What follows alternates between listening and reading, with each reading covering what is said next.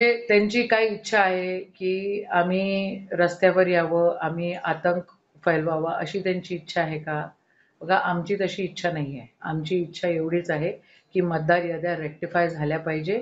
त्या ठिकाणी व्यवस्थित लोकशाहीचा अधिकार आम्हाला जो संविधानाने दिलेला आहे तो आम्ही बजावू शकलो पाहिजे आणि जसं तुम्ही मतदान देता ते मतदान खऱ्या अर्थानं जिथं दिलं तिथं जातं आहे का?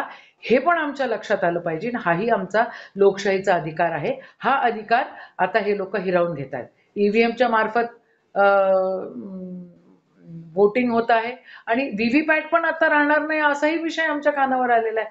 जर व्हीव्हीपॅटही राहणार नाही, एक तर व्हीव्हीपॅटमध्ये चोरी असणार, कारण ते आम्ही ज्याला मतदान दिलं ते आम्हाला काउंटिंगचा अधिकार ते आम्हाला देत नाही आहे.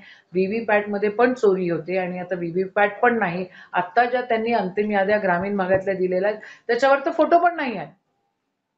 मग सुरू काय आहे? ही गफलत आहे. या लोकांना चोऱ्याच करता येतात आणि हे डकॅतच आहे. हे वोट चोरी करूनच त्या ठिकाणी सत्तेत येतात. जनता एवढी काही मूर्ख नाही. जनता इथून पुढे रस्त्यावर उतरल्याशिवाय राहणार नाही.